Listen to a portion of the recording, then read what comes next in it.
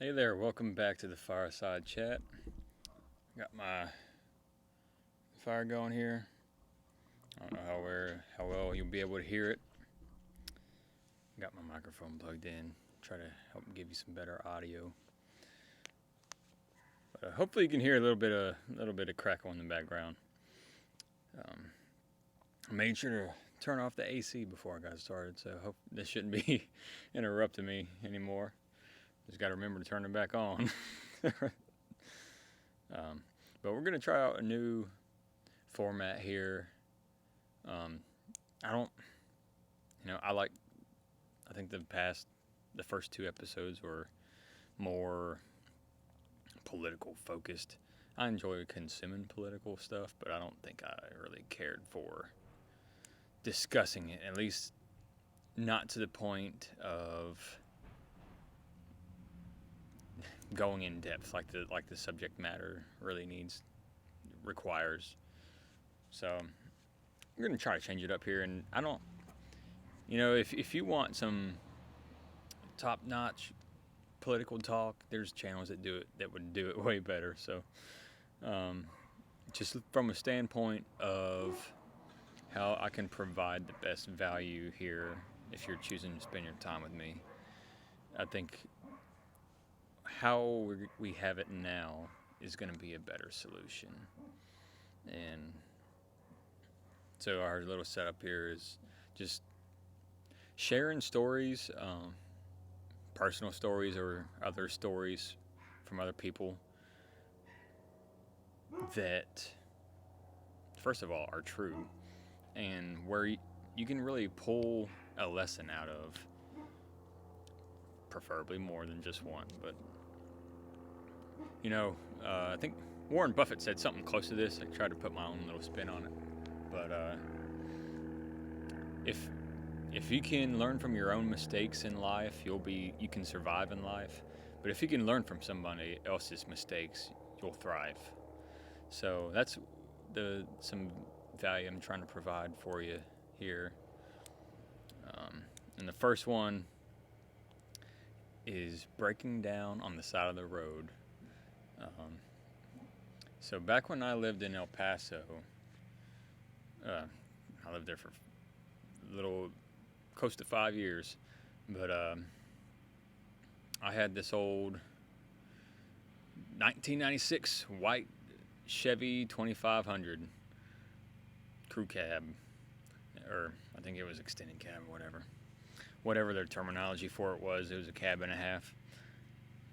But that thing that thing was something special, man. I think driving that thing home, the reason I got that is because I totaled the truck before it. Well, that's a whole other story that we can probably pick up on next week or some other time. But goodness, that thing was a piece of work. And so shortly after I had moved out of the barracks, it got promoted to the point where I could have my own place. I moved out of the barracks and was living in my own little house with my own crappy little truck, and life was doing pretty good. At that point, I was out of debt.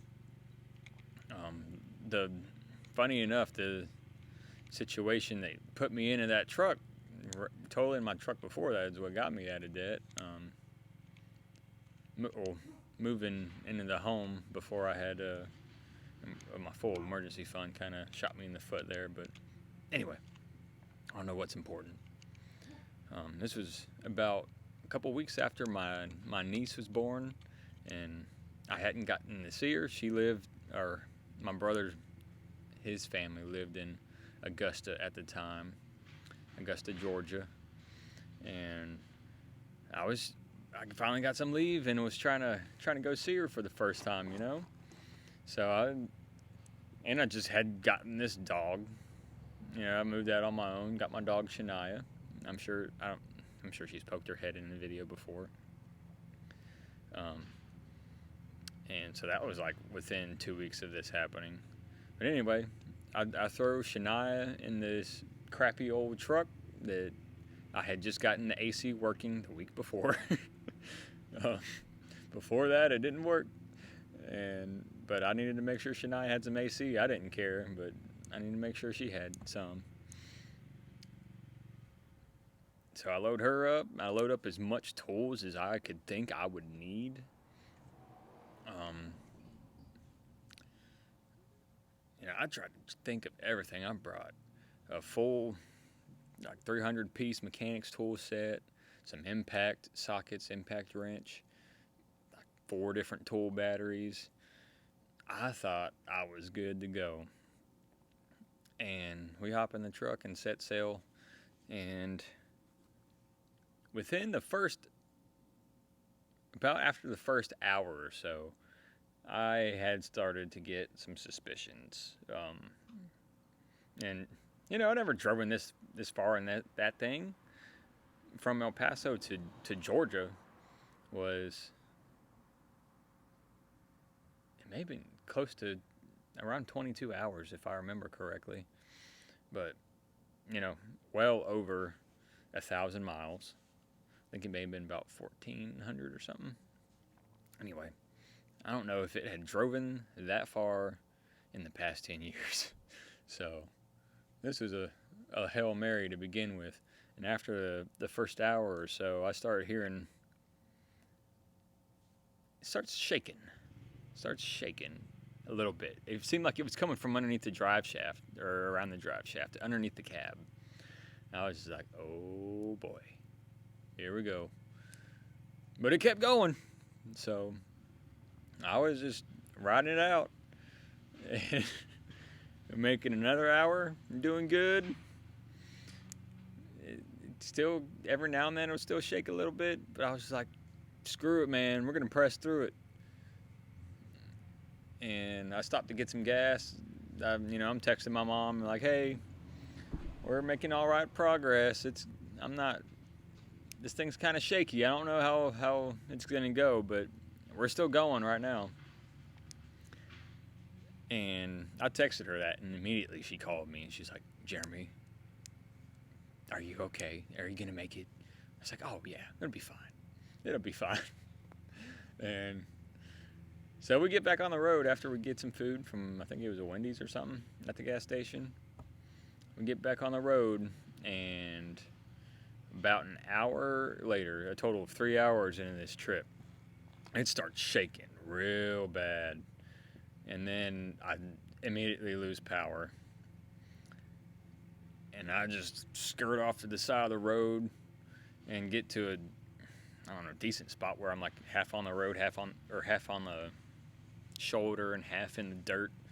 This is in the middle of nowhere, Texas. BFT. And it was also about 10 o'clock at night. I think when it happened, it was probably closer to 9.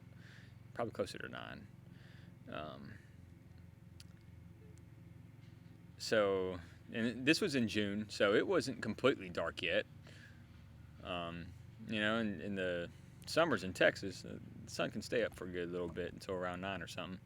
But freaking, and somewhere in Texas at 9 o'clock, it's still like 95 degrees outside. So it was not a good spot to be in. And so I pull over on the side of the road, and I'm like, okay, well, I lost power. Let me open the hood. Let me see what's underneath there. I checked the battery terminals. Everything looks fine there. But just to be safe, I undid everything and scrubbed them with a freaking a wire brush I had. Make sure they were clean. That is something I had an issue with before. So I thought, well, maybe I just need to clean them and it'll be fine. And I can get back on the road. It didn't work. So I'm starting to check everything. I look underneath because I thought it was coming from the drive shaft or whatever shaking was. Everything looked fine. I shook the drive shaft. It didn't wobble any more than it ever did. It was still an old truck, But I am just at a loss for words at this point. And I didn't have a jump box or anything, but I did have some of my tool batteries. And in the past, before that, I had jumped my truck off a tool battery before. You gotta be real careful though. But you say this is not very representative of it. Let's say this is positive, this is negative. I just had to jam some things in there like this, and then hook the probes on. You got to be careful, or else you're gonna blow something up. But anyway, so I tried that with 4 of my batteries. Didn't work. It almost got close on one, so I was like, okay, this is some kind of electrical power issue. And at that point, 2 hours had gone by. It is now 11 o'clock at night in the middle of the desert on Highway 10. The closest town to me was 10 miles away, this little town called Monahans. There were some other, I don't remember the names right on either side of me on the highway, but I looked up. I pulled up Uber. I pulled up, I don't know, some other ride-sharing app I can't think of right now. Nothing was available. I tried searching for local taxi services. Nothing. The closest airport to me was in El Paso, which was about 300 miles away. And I am just thinking, what am I going to do? And, at that point, I'm texting my mom and my brother being like, hey, I don't know when I'm going to get there. But we'll figure it out. This is happening. And then after a while, I eventually just broke down and called the Monahans Police Department and was saying, hey, I'm on the side of I-10 heading east. Could I get some help out here? And I wasn't in the city limits, so it was like, well, we'll have to call the sheriff's department, but we'll let you know when someone is on their way to you. And a little while later, or about 10 minutes or so, I get another call. It's like, all right, they're on their way. And about another 20 minutes, this is about 11:30, the sheriff finally gets there, and as far as that went, I was being goofy as far as how I was acting around him. As soon as he pulled up, I immediately got out of the vehicle, out of my truck, and at first I just thought, holy crap, what am I doing? He doesn't know what he's rolling up on. Let me get back in my truck. So I got back and sat there. The driver's side window didn't roll down, so I had to crack it. Like, hey, sir, my dog's back here panting. Can we get a ride somewhere? And he let us hop in the back of his police car. It was the first time being in the back of a police car for me, so I was checking it out. And I'm sure Shania, she's like, what are you putting me through, man? I just met you 2 weeks ago, and we're in the back of a cop car. What is going on? Anyway, I know the dogs don't really think, they probably don't think about that crap, but that's how I always think of it. So the sheriff takes us to the closest hotel that takes dogs. It was the La Quinta Inn in Monahans. And we get there, we settle in for the night. Shania pees on the floor. We're having a great time. And so the next morning, had a game plan. There weren't any rental car places anywhere close. But I found a U-Haul close by. It was, I think, a mile and a half away from the hotel. So I got up the next morning. I hitchhiked over to this hotel, or excuse me, the U-Haul. And I was like, hey, man, do y'all have any vehicles I could rent by chance? And they were like, no, we're all out. So at that, they were like the only U-Haul place within 50 miles of me. And like I said, there were no other rental places. There wasn't an Enterprise, an Avis, or any of those other things available. But I could see that there was one that was there that used to be in the local municipal airport, the Monahans Municipal Airport. There used to be one there. So I called the airport and I was like, "Hey, do y'all happen to have any rental cars? I know I see y'all used to have some rental companies there." He was like, "Nah, man, we don't. But I got some courtesy vehicles if you want to come grab one. You know, I got an old Crown Vic and a Tahoe out here. You just bring them back with the keys and some gas." And I was like, "Oh, well, how much does it cost?" And he's like, "It don't cost you nothing, man. Just come grab one." I was in disbelief. I was just like, "What?" I was like, "All right, man, I'll be right there. Do I need to talk to anybody when I get there?" And he's like, "Nah, the keys are behind the desk next to the radio. Just come grab it." And I was like, "Okay." So that was about 3 miles away from me. So I do a mix of running and walking over there. About 30 minutes to an hour later, I get there and there's not a soul in this building, but there for sure there's a Crown Vic and a Tahoe out back. And I found the keys next to the radio. I didn't see anybody else at this airport. So I grabbed the keys to the Crown Vic. The Tahoe was newer, and I was like, "Nah, if they're gonna be this nice, I'm not gonna take their newer vehicle." So I grabbed this old Crown Vic police car, or used to be a police car, that had the city of Monahans Airport plastered on the side of both sides of it. So I take that and I go to the auto parts store, Advanced Auto, and I get some new spark plugs, some new spark plugs wires, a new distributor, and a new ignition coil. You know, I tried to grab everything that I could think of that would be the issue.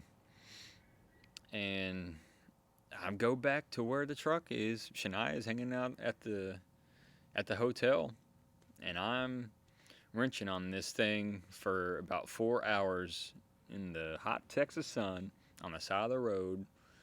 I think 2 other cops pulled over and asked if I needed help or anything, and each one of them was like, "Just so you know, after 72 hours, we got to remove it." I was like, "All right, sir, thank you, I'm good."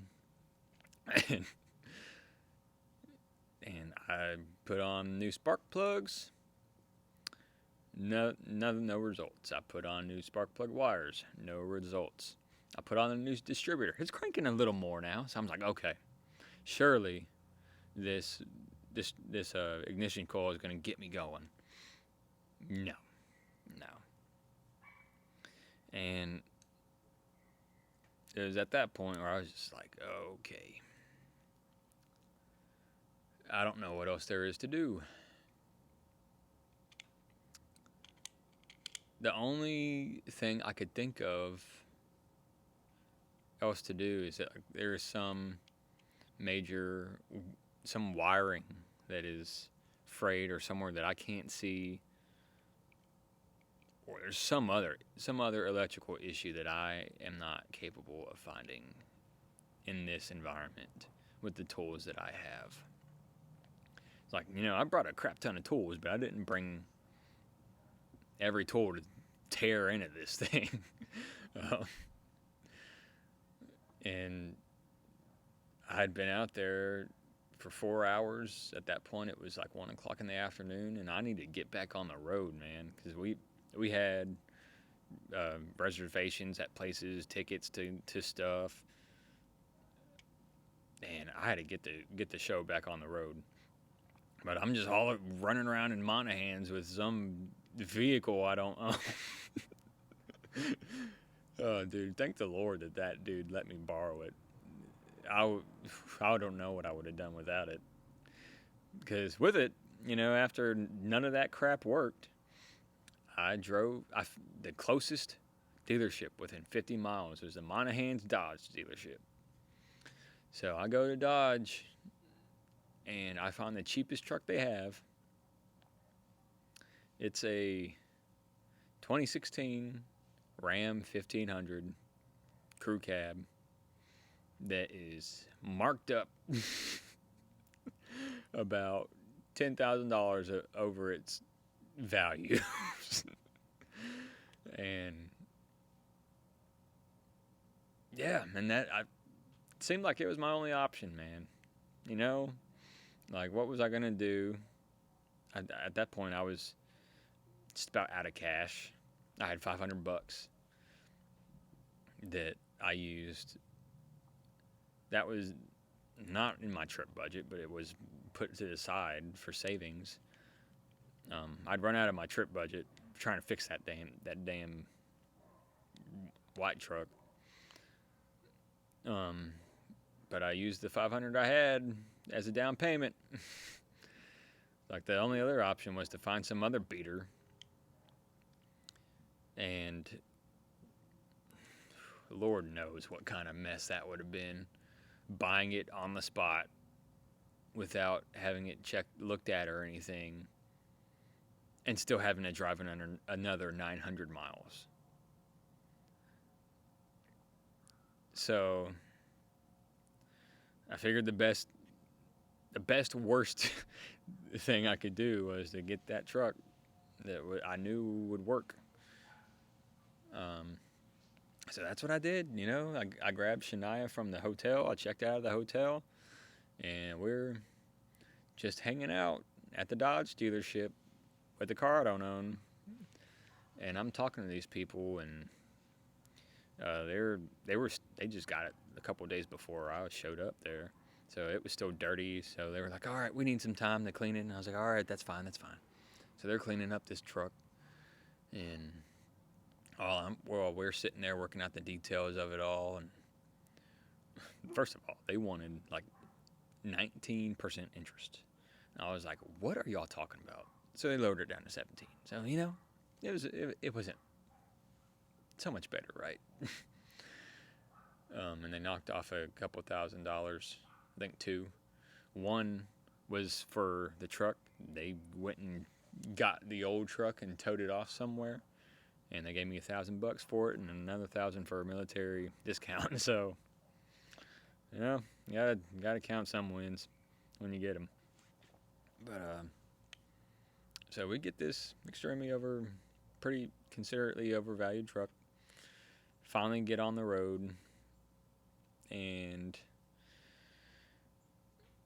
we finally get back on the road, and I think as soon as I pulled out of the dealership, something flew off of it. It was like a lens cover to the lights on the side mirrors. So that immediately flew off, and I was just like, what was that? But anyway, it was just a lens cover. It's like, whatever. Let's keep going. And then I get through Texas, I went through Tennessee that time. Got to Memphis. As soon as I rolled into Memphis, I got a flat tire. And goodness, thank the Lord it happened the way it did. I caught it immediately with the tire pressure monitoring system. I just saw it steadily drop. And I was like, okay. And there happened to be a gas station immediately in front of me on the exit. And I was in the right lane to get off. So I immediately got off and got to the gas station. Luckily, I had a fix-a-flat kit. Fixed it. Within 30 minutes, we were back on the road. Thank the Lord it wasn't a complete blowout. That would have been... I probably wouldn't have been able to save the tire at that point, or the rim, if it had gotten really messed up. But luckily that was the last hiccup. Oh, and we finally got to Georgia with a crazy story. Oh, man. When I was walking through Monahans, it was still the desert area, and I swear I thought I was walking through the desert portion of Grand Theft Auto. It was that kind of vibe.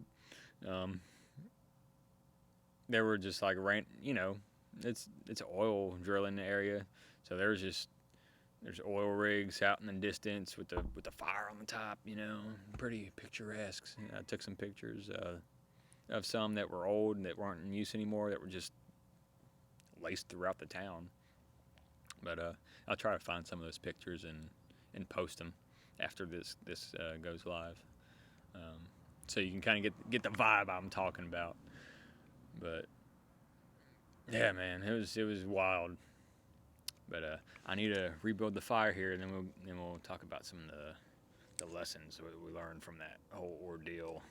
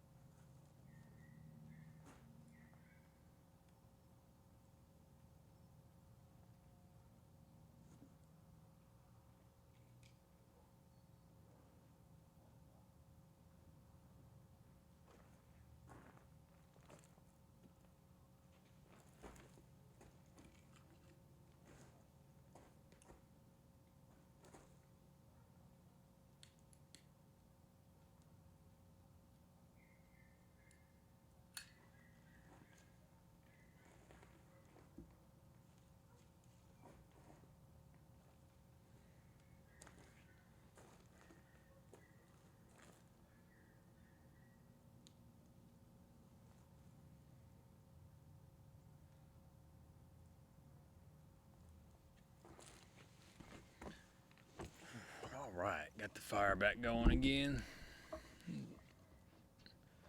It's coming back to life there. Dang dog scratching on the door trying to get out. Anyway, so back to some of the lessons that I think were the main takeaways from that whole ordeal. First one is the importance of an emergency fund. Like I was talking about, after I had moved out of the barracks, I didn't have a 3-month emergency fund like I wanted to have built up yet. So I had to take out a loan and get, if you start renting a house, you have to have the first month's rent, another month's worth as the security deposit, and then all the stuff you need just to be able to function in a home.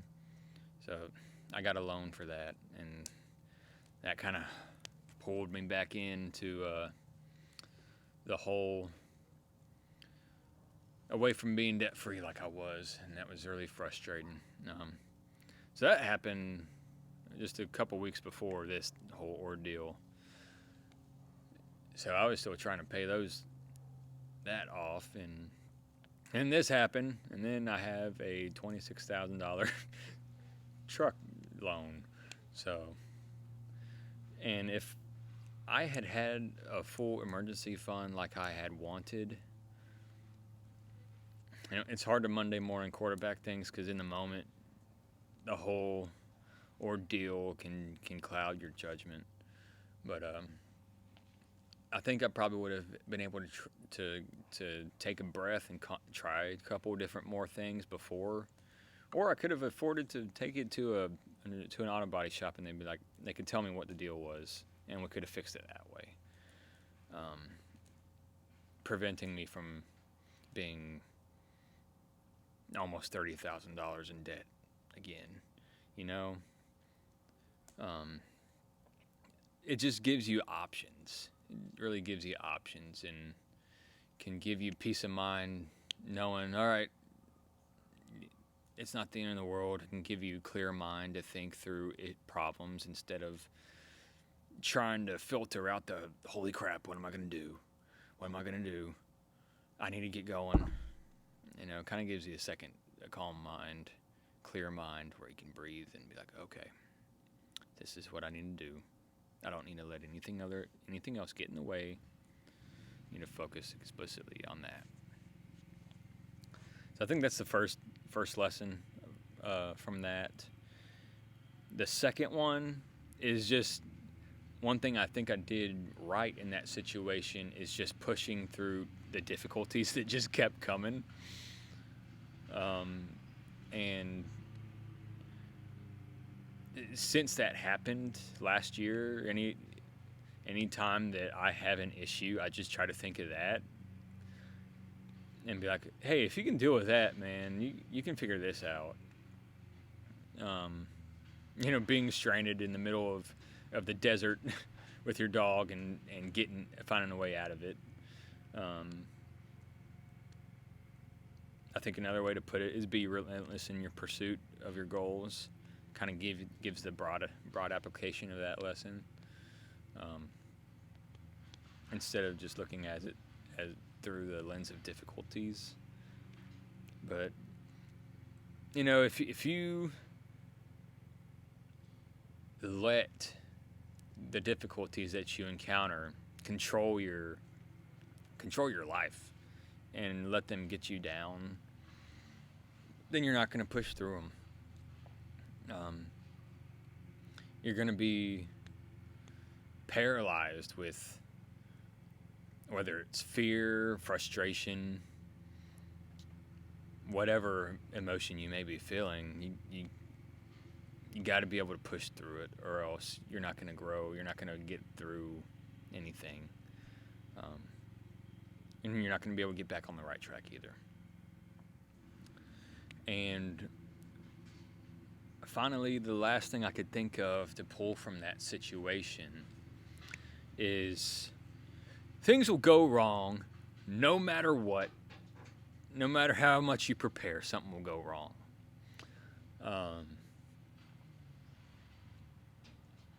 One thing, my favorite high school teacher, Randy Powers, if he's watching, I miss you. I'm sorry I suck at reaching out. But I miss you. I think about you a lot. But one thing he said all the time was life sucks and then you die. And at the time, I was like, ugh, that's pretty grim and gruesome. But it's the truth, man. It is the truth. And the secret to it is just embracing that fact. It takes the grimness away when you just embrace it. Be like, all right, that's just what life is. You're going to encounter issues. You're going to run into roadblocks. And you just have to keep going. And I think that speaks to the fact that we're called to suffer just as Jesus Christ did for us.